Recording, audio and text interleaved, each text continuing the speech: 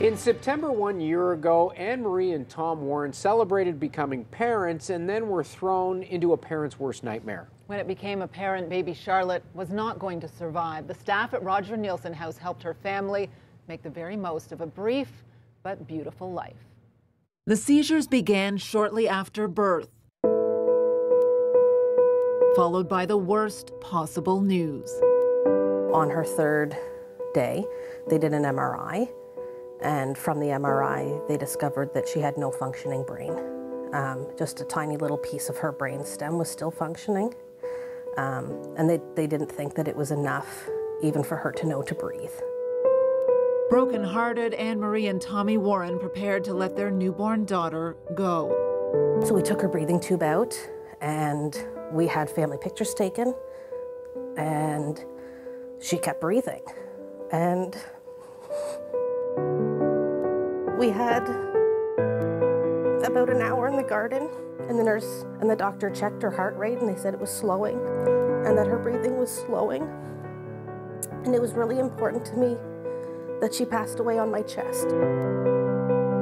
Back at the NICU, Charlotte opened her eyes, even started to hiccup. Baby Charlotte wasn't ready to go, not yet. So we came to Roger Neilson House for what was expected to be maybe a few hours or a day. And we stayed at Roger Neilson House with her for 37 days. Days her parents came to call Charlotte time. Baby. We wanted to have as many firsts as we could, and we wanted to live every moment to the fullest. That time, Anne Marie says, wasn't about dying. It was about living. Charlotte's time was going to be short, but the focus from the very beginning was to build tangible pieces of memory. Mommy and Me yoga, snuggles, reading books, marking the holidays. At 1 month, Charlotte met 60 friends and family, a milestone no medical professional thought she'd make. Despite medical opinion and science and fact, ultimately, children like Charlotte are in the driver's seat. But there were also constant reminders that Charlotte was medically fragile. When her last day did arrive, her mom knew. I got up and I took her to the nurse's station first thing in the morning and told them, like, today's the day. On October 28, 2017, at 44 days old, Charlotte Warren died in the arms of her family.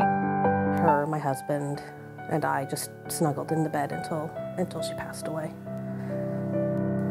Roger Neilson House was her only home. I love to come here as much as I can. I've been here 3 times this week. The bereavement groups now include one called Pregnancy After Loss, where Anne Marie can share worries and concerns and cautiously let joy back in. It's very much a roller coaster of emotions, yeah. We're feeling like everything isn't going to be okay until he's here and in our arms.